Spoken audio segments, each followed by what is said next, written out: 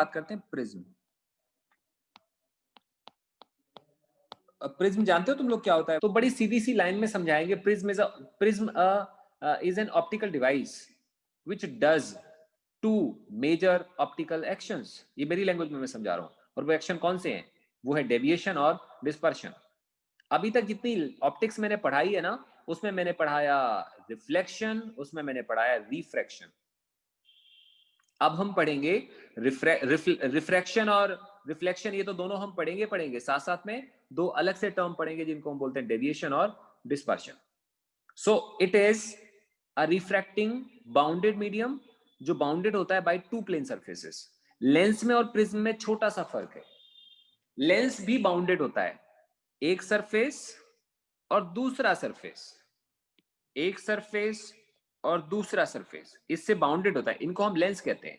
बस फर्क क्या है इसमें? कर्वेचर, कर्वेचर ऐसे होता है। रादर एक प्लेन भी हो सकता है, एक प्लेन भी हो सकता है, बट कम से कम एक कर्वेचर होता है। प्रिज्म में क्या होता है? Plane surface and plane surface. दो प्लेन सरफेस एक दूसरे पे किसी एंगल पे इंक्लाइंड होते हैं। जब इस तरह की ज्योमेट्री बनती है तो ये लेंस नहीं रह जाता।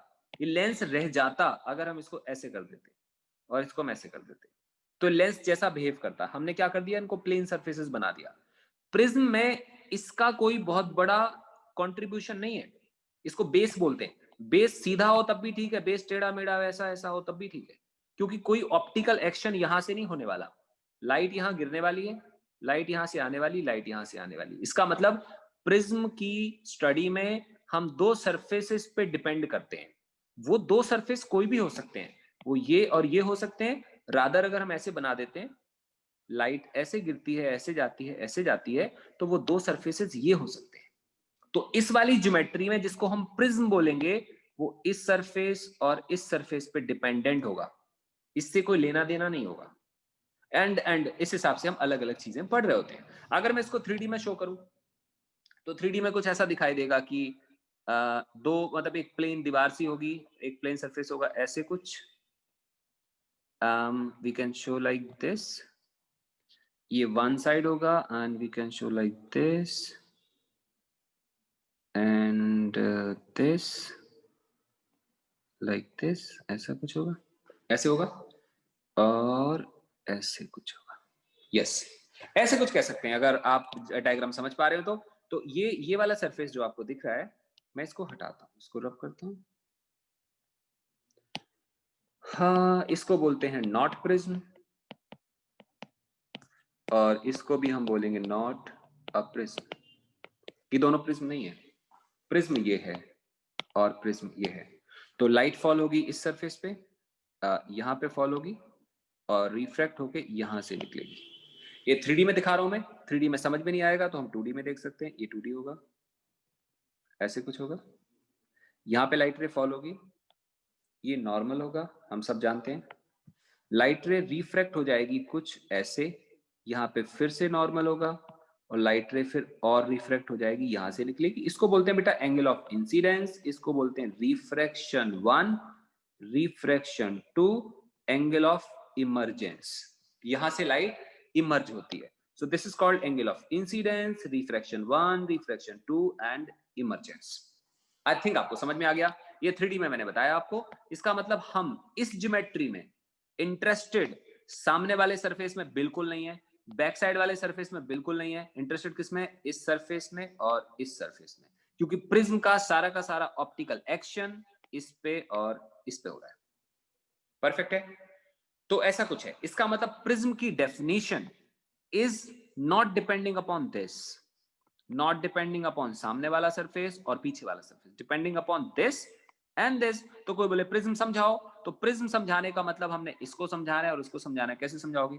It is a refracting medium bounded by two plane surfaces, bounded by two plane surfaces which are inclined over each other at some angle. This angle is called prism angle. It does deviation along with dispersion. ये simple सी definition है। I think आपको समझ में आ गया होगा। Definition लिखो। Prism is a refracting medium, a refracting medium bounded by two plane surfaces bounded by two plane surfaces which are inclined over each other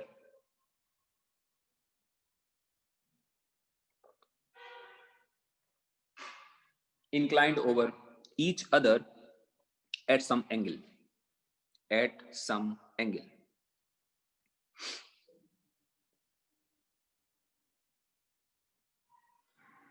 This angle is called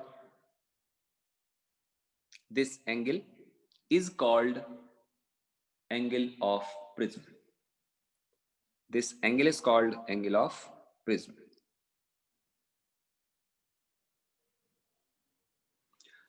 It does deviation and dispersion. It does deviation and dispersion.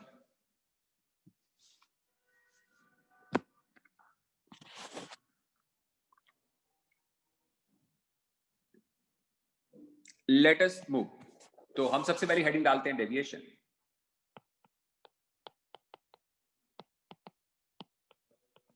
Deviation का मतलब क्या होता है? हमारे पास एक light जा रही है, देखो सीधे जा रही है ऐसे, और हम इस वाले डायरेक्शन में बेंड हो जाते हैं, इधर को चले जाते हैं, हम लोग क्या बोलेंगे? डेविएट हो गए. डेविएट को कैसे समझाएंगे? हम लोग सबसे देखेंगे original direction. This is original direction of light. Light was trying to go along this direction, due to any reason it is now shifted और बेंड हो गई हल्की सी ऐसे. इसको बोलेंगे डेल्टा. तो डेल्टा क्या है? Delta is angle of deviation. Light इतना डेविएट हो गई, इसको हमने बोला एंगल ऑफ डेविएशन. एक तरफ डेविएट हो गई. ऐसे भी हो सकता है कि लाइट इधर जा रही है और हो सकता है ऐसे हो जाए, डिपेंड करेगा सिचुएशन टू सिचुएशन. तो ये ऐसे हो जाएगा. एरो देखो मैंने कैसे बनाया. मैंने एरो का बेस लाइन इसको रखा, ओरिजिनल को रखा, उसके बाद मैंने इधर घुमा दिया, अगली बारी मैंने इधर घुमा दिया. ये भी क्या है? डेविएशन. एक को बोलेंगे एंटी क्लॉकवाइज डेविएशन, तो दूसरे को बोलेंगे क्लॉकवाइज डेविएशन. एक को बोलेंगे पॉजिटिव डेविएशन, तो दूसरे को बोलेंगे नेगेटिव डेविएशन. डिपेंड करेगा तुम कैसे नाम देते हो. इसको हम लोग लिख सकते हैं एंटी क्लॉकवाइज, इसको हम बोल सकते हैं क्लॉकवाइज. पॉजिटिव तो किसी को भी बोल सकते हो. अगर हम इसको बोलते हैं पॉजिटिव तो इसको बोलेंगे नेगेटिव, और अगर इसको बोलते हैं हम नेगेटिव तो इसको बोलेंगे हम पॉजिटिव. जस्ट एक दूसरे से ऑपोजिट हो गया. This is deviation. कि एक बार डेविएट हुआ है, हो सकता है मल्टीपल डेविएशन हो, एक लाइट फॉल हो फिर डेविएट, ऐसे भी तो पॉसिबल हो सकता है ना. मान लो कोई हमसे पूछे एग्जांपल, एक लाइट रे ऐसे जा रही है, फिर वो इधर को चले गई, उसके बाद से फिर वो इधर को जा रही है, फिर वो इधर को चली गई, और कोई बोलता फाइंड टोटल डेविएशन या total angle of deviation. Somebody says find this. क्या करोगे तुम? सबसे पहले तुम ओरिजिनल डायरेक्शन को आगे को एक्सटेंड करोगे. तुम बोलोगे सर देखो ये लाइन है, परफेक्ट, कितना बेंड हो गया? ये इतना बेंड हो गया, इसको हम क्या बोलेंगे? डेल्टा 1. फिर ये लाइन कौन सी है? ये वाली. फिर कितना बेंड हो गया? डेल्टा 2. एरो देखना ध्यान से. फिर ये वाली लाइन है, कितना बेंड हो गया? डेल्टा 3. Yes no? इसका मतलब हमारी ये ओरिजिनल डायरेक्शन थी, फिर हम इधर चले गए, फिर हम इधर चले गए, फिर हम इधर चले गए, and that's called total deviation. Now let us calculate. अगर हम कैलकुलेट करें तो हम लोग क्या बोल सकते हैं? ये clockwise, yes, clockwise, yes, anti clockwise, उल्टा हो गया. इसका मतलब delta net is equal to delta 1 plus delta 2 minus delta 3. अगर हम इसको डायग्राम पे दिखाने की कोशिश करें कि डेल्टा नेट एक्चुअली क्या चीज है, तो तुम पता क्या करोगे? तुम बोलोगे सर देखो ये थी हमारी ओरिजिनल डायरेक्शन, मैंने मान लिया बहुत सही यार ये ओरिजिनल डायरेक्शन है, और अब हमारी डायरेक्शन किधर है? अब हमारी डायरेक्शन इधर है. एक काम करते हैं, इसको बैक ट्रेस करते हैं, और बैक ट्रेस करते हैं और ऐसे ऐसे लेके आते हैं, ये ले आते हैं. तो इस वाले डायग्राम में जो पूरा डायग्राम दिख रहा है, इसमें डेल्टा नेट कौन सी चीज है? तो पता चलेगा सर ये है डेल्टा नेट. ध्यान से देखो बेटा, डेल्टा नेट. डेल्टा नेट का मतलब ओरिजिनल कैसे था और फाइनली कैसे है. That's called delta net. Clear? It's not depending upon intermediate, depending upon initial and then final. So we were moving along this direction. Now we are going along this direction. If we join both, join all. It's called delta net. This is called net deviation. Otherwise, geometry से ये निकालना बड़ा मुश्किल सा काम है, बड़ा difficult सा एस्पेक्ट है. इससे बेटर क्या है कि डायरेक्ट मत निकालो, अलग अलग अलग सॉल्व करो और आंसर को निकाल लो. कोई डाउट यहां तक? A ray falls on a mirror as shown in figure. Find total deviation. Find total deviation. This ray is coming like this. Normal. Ray is going like this. Angle is 30 degree. उसके बाद एक mirror, एक और mirror. Ray is coming. This angle is 60 degree. Ray is coming like this, falling 30, and finally पता नहीं कहाँ जाती है. ठीक है ना? So yes, ये है 1, ये है 2. बेटा 30 सेकंड इसके लिए, 30 सेकंड इसके लिए. और इसमें आपने क्या निकालना है? इसमें निकालना है total deviation. Total deviation after second reflection. I believe समझ आ गया होगा. आफ्टर सेकेंड रिफ्लेक्शन क्यों बोला? क्योंकि यहाँ पे 2 बार रिफ्लेक्शन होगा. यहाँ तो 1 बार हो गया, खत्म हो गया. यहाँ तो 2 बार होगा ना. पहले आएगा, टकराएगा, जाएगा, पता नहीं क्या होगा. आपने बताना दूसरे रिफ्लेक्शन के बाद टोटल डेविएशन कितना आएगा. स्टार्ट. देखो ये तो आसान है यार. ये 30 डिग्री होता है तो फिर ये 30 डिग्री होता है. और हमारी लाइट कहाँ जा रही थी? सीधे डायरेक्शन में जा रही थी और फिर वो ऐसे बेंड हो गई. इसको हम डेल्टा बोलेंगे. Yes no? क्योंकि हम यहाँ जा रहे थे, बट यहाँ नहीं जा रहे. हम यहाँ पे बेंड हो गए और हम इधर को जा रहे हैं. इसका मतलब डेविएशन कितना आएगा? डेल्टा के इक्वल आएगा. कोई हमसे बोले डेल्टा कितना होगा तो हमें साफ दिख रहा है इन तीनों का सम कितना आएगा? 180 के इक्वल आएगा. That means 30 plus delta is becoming how much? 180 and delta is equal to 120 degree. बात होगी खत्म. अब हम बात करते हैं यहाँ की लाइट रे. यस, लाइट रे विल फॉल. उसके बाद वो इधर को जाएगी ऐसे कुछ. यहाँ पे नॉर्मल होगा और फिर लाइट रे शायद यहाँ कहीं जाएगी ऐसे. पहले जा रहा था ऐसे, फिर ऐसे चला गया तो इसको बोलेंगे डेल्टा 1, है ना. फिर जा रहा था ऐसे तो ये ऐसे चला गया, इसको बोलेंगे डेल्टा 2. हो गया ना? तो ये डेल्टा 1 है और ये डेल्टा 2 है. और टोटल डेविएशन कितना आएगा? Delta 1 plus delta 2. तो हम लोग कह सकते हैं delta net equal to delta 1 plus delta 2 is equal to delta 1. देखो साफ साफ दिख रहा है. अभी तो देखा हमने ये डेल्टा कितना आता है? 180 माइनस ये वैल्यू ना. डेल्टा क्या आएगा? 180 माइनस 60, तभी तो 120 आया था. यहाँ तो फॉर्चुनेटली इसका आंसर और इसका आंसर सेम है. ये भी ये 30 और 30 60 है तो डेल्टा 1 कितना आएगा? 120. और डेल्टा 2 भी आएगा 120 क्योंकि ये भी 30 और 30 60 है. इसका मतलब हम क्या कह सकते हैं इसको? 120 प्लस 120 दैट इज 240 डिग्री. अब सिंस हम पढ़ रहे हैं प्रिज्म तो हेडिंग क्या आएगी? हेडिंग आएगी डेविएशन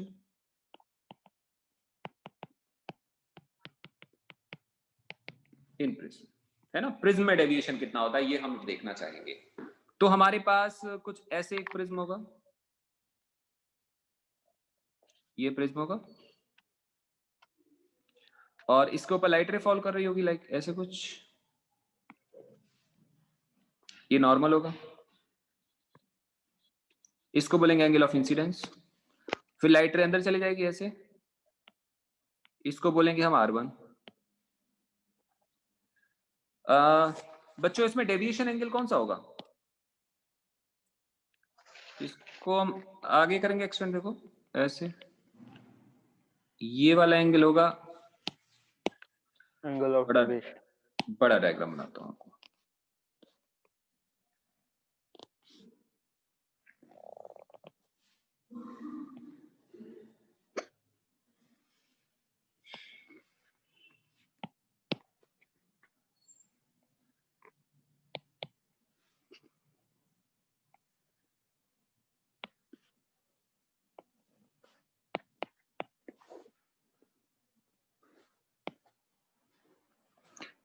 इसको बोलते हैं I, इसको बोलते हैं R1. और ये लाइट रे आगे जा रही ऐसे जा रही है आगे ऐसे. इसको बोलेंगे डेल्टा 1, है ना. क्योंकि ये सीधा डायरेक्शन है ना, स्ट्रेट डायरेक्शन, और ये इधर मुड़ गया तो अपनी ओरिजिनल डायरेक्शन से कितना बेंड हो गया, इधर को बेंड हो गया इधर को, तो ये डेल्टा बनाएगा। अच्छा एक चीज देखो यार, ये आई होता है तो ये भी आई होगा पूरा, इतनी ज्योमेट्री तो आती है ना। इसका मतलब डेल्टा वन क्या होगा, डेल्टा वन होगा आई माइनस आर वन। उसके बाद देखो लाइट रे फिर यहां जा रही दूसरे वाले सरफेस पे, तो ये एक्चुअली ये R2 होगा, और मैंने बताया था ये E के बराबर होगा।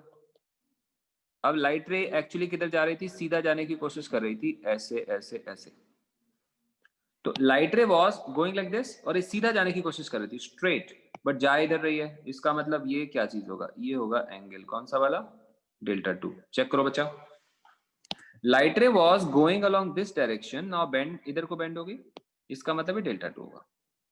तो ये R2 है, तो ये R2 होगा, और ये टोटल E होगा। थोड़ा सा कंफ्यूज मत हो जाना, ये पूरा का पूरा E होगा, दिस होल इज E। तो delta two is what, E minus R2। दोबारा रिवाइज करता हूं आपको, ये नॉर्मल के साथ लाइट रे जितने एंगल पे जा रही है उसको हम बोलेंगे angle of emergence. So E in this case is angle of emergence. Perfect, this is delta two, this is delta 2, and this is R2, so this is also R2, so delta 2 is E minus R2, so delta 2 निकल गया, delta 1 निकल गया।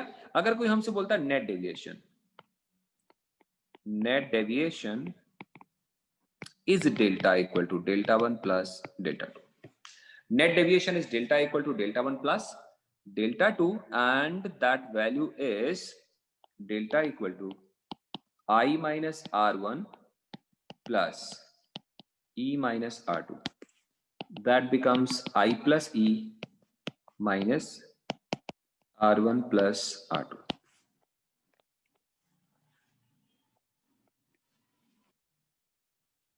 कोई तुमसे एक example करे छोटा सा, कि हमारे पास ये प्रिज्म है,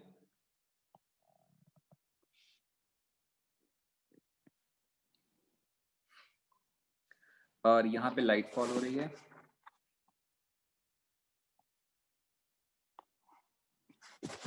लाइक दिस, ऐसे कुछ,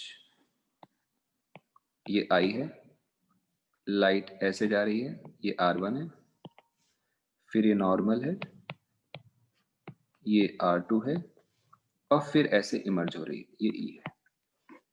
कोई ऐसे बोलता है, और ये रिफ्रैक्टिव इंडेक्स है म्यू। और कोई तुमसे बोले कि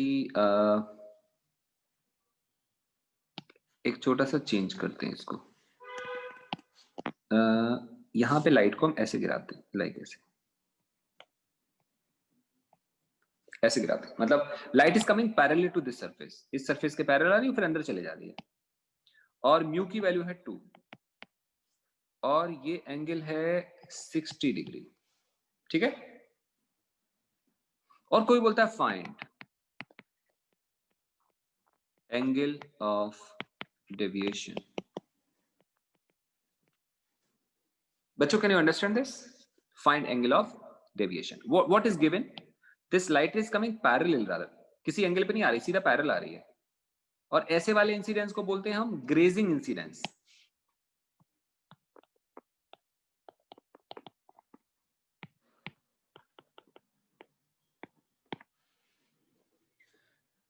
ग्रेजिंग इंसिडेंस, ग्रेजिंग होता है जब हम सरफेस के पैरेलल लाइट रे को गिराते हैं। तो ऐसे वाले केस में जब लाइट रे एंटर करती है तो क्रिटिकल पे करती है, आई थिंक आपको समझ आ रहा होगा। जब डेंसर मीडियम में लाइट रे बाहर निकलती है क्रिटिकल एंगल पे तो पैरेलल हो जाती है, तो उल्टा अगर रेयर मीडियम से पैरेलल आ रही होगी तो अंदर एंटर करेगी क्रिटिकल एंगल के बराबर। ये मैंने आपको एक्स्ट्रा बता दिया। म्यू की वैल्यू गिवन है, ये एंगल ऑफ प्रिज्म गिवन है, theta is this 60 degree is angle of prism, angle of prism ये हमें ऑलरेडी गिवन है। और somebody says find angle of deviation, बेटा फाइंड करते हैं, थोड़ा दिमाग लगाते हैं यार। म्यू की वैल्यू दी है 2, बड़ी ऑब्वियस सी बात है कि जो R1 होगा वो क्रिटिकल एंगल होगा। नहीं समझ आता तो ऐसे देख लेते हैं हम, यहां पे म्यू कितना होगा 1, तो ऐसे बोलते हैं बेटा रिफ्रैक्शन ऑन फर्स्ट सरफेस।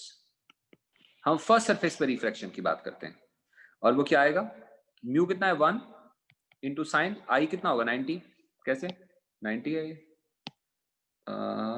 इसको अच्छा से बना देते हैं, ये 90 होगा, sine 90 is equal to mu कितना है 2 इंटू साइन R1, यहां से साफ दिख रहा है sign R1 equal to half आएगा, तो R1 कितना आएगा 30 डिग्री।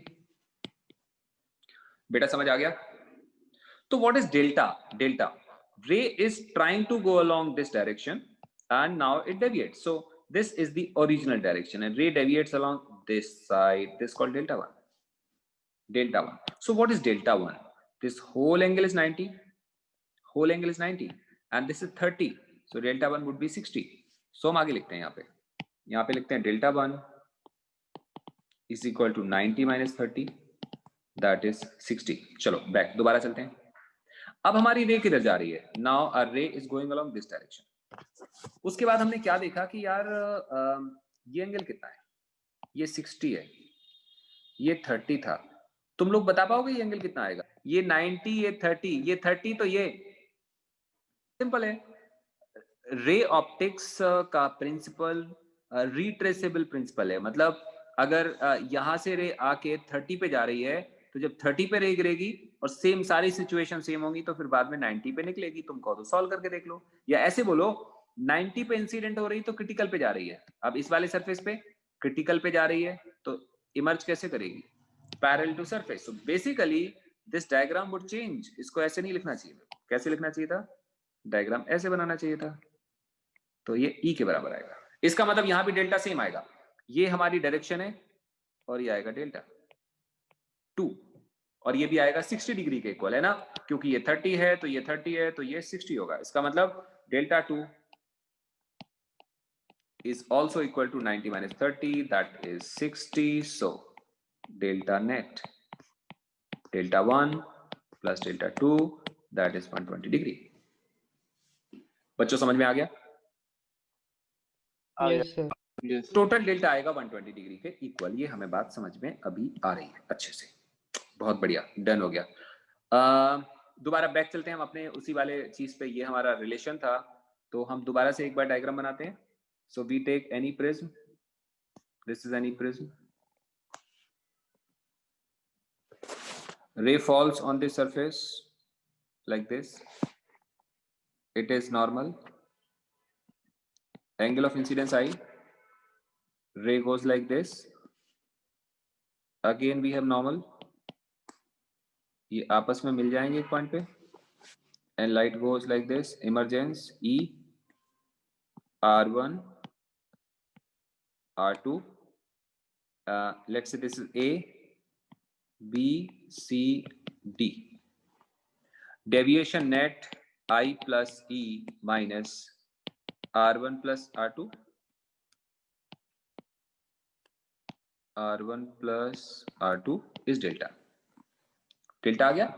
उसके बाद देखो हम बात करते हैं quadrilateral, quadrilateral ABCD, quadrilateral ABCD की बात करते हैं। ये एंगल 90, ये नॉर्मल है ना, तो ये एंगल 90, ये भी नॉर्मल है तो ये एंगल भी 90। हमें मालूम है चारों एंगल का सम 180 डिग्री, सॉरी 360 के बराबर होता है। इसको बोलते हैं angle A, this called angle A, angle A plus 90 plus angle BCD plus 90, that equal to 360। Can you see this? ये वाला एंगल, ये वाला एंगल, ये वाला एंगल और ये वाला एंगल, चारों एंगल का सम कितना आएगा? 360 के इक्वल आएगा। उसमें से ये 90 होगा, ये भी 90 होगा, ये एंगल A है और ये एंगल C है। परफेक्ट हो गया यहां तक। उसके बाद हम क्या बात करेंगे? Angle A plus angle BCD is equal to 180। We have got one equation. बेटा ध्यान से देखना। फिर हम बात करते हैं ट्रायंगल, ट्रायंगल BCD, इसकी बात करते हैं। अगर हम ऐसा कुछ देखें तो हमें पता चलेगा R1 प्लस R2 प्लस ये वाला एंगल, मतलब हमें पता चलेगा R1 plus R2 plus angle BCD is equal to 180। ये 180 के इक्वल आएगा और ये इक्वेशन नंबर 2 है। इसका मतलब ये भी 180 के इक्वल है और ये भी 180 के इक्वल है। ध्यान से देखो, कुछ दिखाई देगा आपको आपस में। From equation 1 and 2, R1 plus R2 equal to angle A. A is what? Angle of prism. Check करो, A किसके बराबर आ गया? एंगल ऑफ प्रिज्म के इक्वल आ गया, क्योंकि ये एंगल ऑफ प्रिज्म होता है। तो अगर मैं दोनों को इक्वल करा, ये तो खत्म हो गया, तो this plus this equal to this. अगर ऐसा कुछ करेंगे तो डेविएशन आएगा I plus E minus R1 plus R2 लिखा था, और R1 प्लस R2 कितना आ रहा है? A के बराबर आ रहा है। So deviation delta is equal to I plus E minus A. कोई तुमसे इस तरह के इस वाले फॉर्मूले का यूज कब आएगा? इस वाले फॉर्मूले का यूज तब आएगा जब कोई तुमसे ऐसा एग्जांपल पूछे। Example, we have a prism, say it's this angle is 60 degree. Light ray falls like this at some angle, let's say 60 degree. Light ray goes and emerges at some angle 80 degree. और कोई बोले find delta, deviation find करना। इसमें कुछ नहीं given, ध्यान से देखो। मतलब मैं तुम्हें दिखाना ये चाह रहा हूं कि टॉपिक बहुत आसान है, लेकिन ना ये घुमा फिरा के अजीब से क्वेश्चन कर देते हैं बहुत बारी। देखो, ये भी डेविएशन का फॉर्मूला है, कहां गया? ये भी डेविएशन का फॉर्मूला है, और ये भी डेविएशन का फॉर्मूला है, और इसके पहले हम लोगों ने सॉल्व करा था, वो भी डेविएशन का फॉर्मूला था, ये वाला। मतलब इसको अलग अलग सॉल्व करके देखते हैं। जिस तरह से हमने ये सॉल्व करा, इसमें कोई फॉर्मूला नहीं लगाया, इस पे सॉल्व करा, इस पे सॉल्व करा। So you have to check the problem, just the problem, then you have to solve कि उसमें हम किस तरह का कंसेप्ट अप्लाई करेंगे। तो इस वाले केस में अगर हमें डेल्टा कैलकुलेट करना है कि कितना आएगा, तो तुम बोलोगे सर हमें देखो आई मालूम है, हमें ई मालूम है, हमें ए मालूम है, कुछ नहीं पता। डेल्टा का फॉर्मूला हमें याद है अच्छे से, आई प्लस ई माइनस ए। बेटा आई है 60 और ई है 80 और ये है 60, आंसर कम्स आउट 80। बच्चों, आपको समझ में आ रही बात? Very good. सो ये हमारे पास एक रिलेशन आ जाता है। अगर हम प्रिज्म को दोबारा देखें ना, तो और ये प्रिज्म एंगल ए है, ध्यान से सुनना। तो जो ये यहां पे रे गिरती है ना, उसको हम आई बोलते हैं, और जो यहां से रे निकलती है इसको हम ई बोलते हैं। बेसिकली आई का मतलब है एंगल ऑफ इंसिडेंस और ई का मतलब है एंगल ऑफ इमरजेंस। मैं क्वेश्चन को बदलता हूं, अगर हम रे को लेफ्ट साइड से फॉल कराते हैं तो आई होता है एंगल ऑफ इंसिडेंस और ई होता है एंगल ऑफ इमरजेंस। अगर हम राइट साइड से रे को फॉल कराते हैं, राइट साइड से रे को फॉल कराते हैं, तो ई होता है एंगल ऑफ इंसिडेंस, फिर आई क्या होगा? Angle of emergence. इसका मतलब आई और ई में एक को एंगल ऑफ इंसिडेंस बोलेंगे, दूसरे को एंगल ऑफ इमरजेंस बोलेंगे, बट किसको इंसिडेंस बोलेंगे इसकी कोई डेफिनेशन नहीं है हमारे पास। अगर आप इसको इंसिडेंस बोलते हो तो ये इमरजेंस है, और अगर दूसरे वाले को इंसिडेंस बोलते हो तो पहले वाला इमरजेंस है। ये हमें क्लियर हो रहा है? ऐसा कुछ हमारे सामने ये सारा कंसेप्ट अवेलेबल है। अब तुम ये देखो कि मान लो हम एक प्रिज्म के ऊपर, इस वाले प्रिज्म के ऊपर एक रे को फॉल कराएं for different values of I comma E, delta is different. समझने की ट्राई करना बेटा। अगर हम लाइट रे को नॉर्मली गिराएं, डेविएशन कुछ और आएगा। नॉर्मली मतलब बिल्कुल सीधा लाइट रे को गिराएंगे तो सीधा नॉर्मली चले जाएगी, यहां गिरेगी फिर बाहर निकलेगी, डेविएशन कुछ और आएगा। अगर हम 10 डिग्री पे फॉल कराते हैं, डेविएशन कुछ और आएगा। 20 पे कराएंगे, डेविएशन कुछ और आएगा। 90 पे कराएंगे, कुछ और आएगा। मतलब ई और आई की अलग अलग वैल्यू के लिए डेल्टा की वैल्यू डिफरेंट डिफरेंट होगी। डेल्टा की वैल्यू डिफरेंट डिफरेंट होगी, कभी ज्यादा होगा कभी कम होगा। अगर कोई हमसे बोले कि मिनिमम डेविएशन क्या होता है,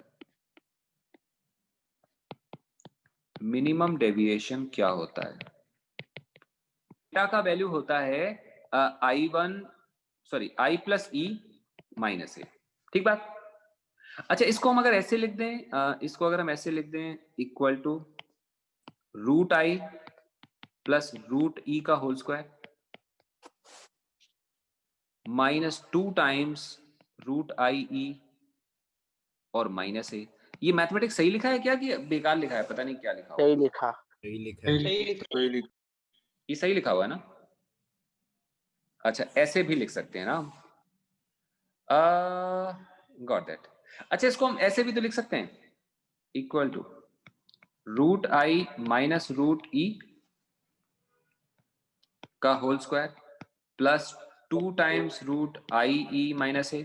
क्या बोलते हो, ऐसे भी लिख सकते हैं क्या? तो यार यहां पे ना स्क्वायर है, अगर आई की वैल्यू और ई की वैल्यू डिफरेंट हो, मतलब ये अलग है ये अलग है, तो डिफरेंस कुछ ना कुछ आएगा। अगर डिफरेंस कुछ ना कुछ आएगा तो उसका स्क्वायर भी कुछ ना कुछ आएगा और डेल्टा की वैल्यू सफिशिएंट आएगी। कोई तुमसे बोले डेल्टा इस एक्सप्रेशन के हिसाब से मिनिमम कब होगा? अगर इस ब्रैकेट के अंदर लाई करने वाली चीज नॉन जीरो होगी तो नॉन जीरो का स्क्वायर कुछ ना कुछ मिलेगा, वो मिनिमम को नहीं इंडिकेट करेगा। मिनिमम को इंडिकेट कब करेगा? जब ये ब्रैकेट की वैल्यू खत्म हो जाए। If this bracket value vanishes, खत्म हो जाता है, इसका मतलब हुआ, क्योंकि यहां तो प्लस लगा हुआ है ना, ये इसके साथ आपस में ऐड होना है। अगर ये खत्म हो जाता है पूरा का पूरा वैल्यू, तो हम बोल सकते हैं कि इसकी वैल्यू शायद मिनिमम आएगी। और अगर ये वैल्यू हमें खत्म करनी है, ये कब खत्म होगा? ये तब खत्म होगा जब आई और ई की वैल्यू इक्वल इक्वल हो। तो हम लोग क्या कह सकते हैं कि for delta to be minimum, numerical value should be minimum, and numerical value minimum possible जब ये वाली चीज root I minus root e का होल स्क्वायर क्या हो जाए? जीरो हो जाए। अगर ये नॉन जीरो होता तो कुछ ना कुछ तो एडअप करेगा उस वाले इक्वेशन में। अगर ये जीरो नहीं हुआ,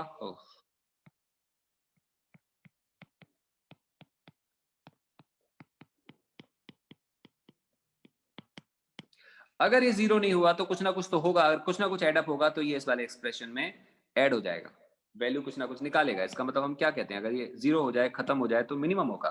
सो for delta to be minimum this value equal to zero. अगर ये जीरो होगा, इसका मतलब आई इक्वल टू क्या आएगा? ई आएगा।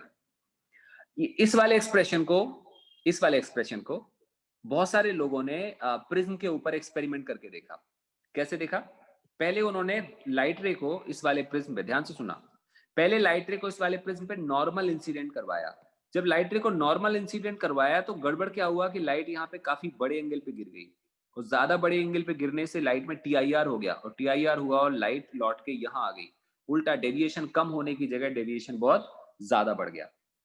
फिर कुछ लोगों ने क्या करा, लाइट रे को ऐसे गिराया, इसको बोलते हैं ग्रेजिंग इंसिडेंस। जब हम ग्रेजिंग इंसिडेंस पे गिराते हैं तो लाइट रे अंदर क्रिटिकल एंगल पे जाती है, और जब क्रिटिकल पे जाती है तो एंगल ऑफ इंसिडेंस और एंगल ऑफ रिफ्रैक्शन में काफी बड़ा गैप होता है। आई थिंक आप मेरी बात समझ पा रहे हो। क्रिटिकल एंगल जनरली बहुत छोटा होता है और एंगल ऑफ इंसिडेंस कितना होगा? 90 डिग्री। अगर हम लाइट रे को ग्रेजिंग इंसिडेंस पे फॉल कराएंगे तो, और क्रिटिकल पे जाएगी, तो डेविएशन काफी ज्यादा आएगा। मतलब in short, in all the cases, हम लाइट रे को जीरो एंगल पे करवाएं या 90 डिग्री पे करवाएं, डेविएशन हमेशा काफी ज्यादा आता है।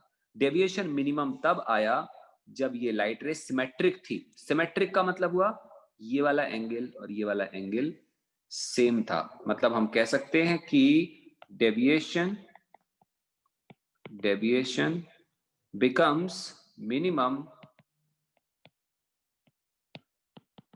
becomes minimum when light ray is symmetric to prism। Prism के ऊपर सिमेट्रिक फॉल करेगी तब डेविएशन की वैल्यू मिनिमम आएगी। और सिमेट्रिक का मतलब क्या हुआ कि अगर हमारे पास ये प्रिज्म है और ये एंगल है, अगर दोनों एंगल हमारे पास सेम आने, मतलब ये एंगल और वो सेम आएगा, वो तभी आएगा जब लाइट रे मिडिल में बेस के पैरेलल हो। अंडरस्टैंड करना, this light ray must be parallel to base. Symmetric तभी होगी ना, क्योंकि ये आई है, ये आर है, और अगर यहाँ पे भी, यहाँ पे जो ई है वो बिल्कुल सेम है, आई और ई इक्वल आएंगे तो बिल्कुल सिमेट्रिक होगी। सिमेट्रिक तभी आएगा जब बीच वाली लाइट रे ऐसे होगी। इसको हम बोलेंगे ई और इसको हम बोलेंगे R2। क्लियर? ऐसे वाले केस में जो डेविएशन आता है delta, that comes out minimum. बच सकते हैं for delta minimum I equal to E, और अगर I इक्वल टू E होगा तो R1 equal to R2 equal to R equal to A/2। ये कैसे आ गया? A/2 कैसे आ गया? क्योंकि R1 plus R2 was A, याद है ना, हमने अभी पढ़ा था। यस अगर R1 प्लस R2 A होगा, ये दोनों बराबर होंगे, तो फिर R1 ये 2R1 हो जाएगा या 2R हो जाएगा equal to A, R equal to A/2। ये बात हमें समझ में आती है। साथ साथ में हमें डेल्टा का रिलेशन पता था। डेल्टा इज, ऐसे वाले केस में हम डेल्टा नहीं बोलेंगे, डेल्टा मिनिमम बोलेंगे, ध्यान रखना। What is this? अब तक हम डेल्टा बोले, it was delta because it can acquire any I any e. लेकिन जब आई और ई स्पेसिफिकली इक्वल हो जाते हैं, उस केस में हम क्या बोलेंगे? डेल्टा नहीं है, अब ये क्या है? डेल्टा मिनिमम है। So delta minimum is equal to, it was I plus E, that is 2i minus A. I hope clear हो रहा है। यहाँ पे i प्लस ई लिखा था ना, वहां पे क्या हो गया? 2i minus A. This is delta minimum. यहां से हम i निकाल सकते हैं, i is equal to delta minimum plus A divide by 2, और r क्या निकाल सकते हैं? a/2। So we have got this r equal to a/2। Now we can apply Snell's law. Snell's law क्या होगा? Sine I upon sine R equal to mu two upon mu one, ऐसे भी बोल सकते थे, या हमारे पास रिलेशन है mu R and mu D, तो हम लोग क्या बोल सकते हैं? Snell's law, that is mu R into sine I equal to mu D into sine R, और यहां से वैल्यू आएगी mu R into sine I, और आई की जगह हम लोग क्या लिखने वाले हैं? देखो, आई की जगह लिखने वाले हम लोग ये value, delta minimum plus A divide by 2 is equal to mu D into sine R को हम लिखने वाले हैं a/2। शफलिंग कर देते हैं। शफलिंग करेंगे तो यहां से आएगा mu D upon mu R is equal to sine A plus delta minimum divide by 2 upon sine a/2, और म्यू डी आर को हम बोल सकते हैं बेटा म्यू डी आर, ऐसे भी बोल सकते हैं, refractive index of denser with respect to rarer, that is sine A plus delta minimum divide by 2 upon sine a/2। ये फॉर्मूला कब लगाएंगे समझो। अभी तक हम सेम काम कर रहे हैं, हम डेविएशन ही हम लोग निकाल रहे हैं, सारा काम सेम कर रहे हैं, फिर अलग अलग तरह के फॉर्मूले आ रहे हैं, बट ये कब लगाएंगे? ये स्पेसिफिकली तब लगाएंगे जब कोई बोलेगा condition of minimum deviation is applicable for prism. जब कंडीशन ऑफ मिनिमम डेविएशन आएगी तब अप्लाई करेंगे, अदरवाइज अगर कंडीशन ऑफ मिनिमम डेविएशन नहीं होगा तो प्रीवियस फॉर्मूले लगाएंगे जो हम लोग अभी तक बात कर रहे थे, और वो होंगे ये वाले फॉर्मूले।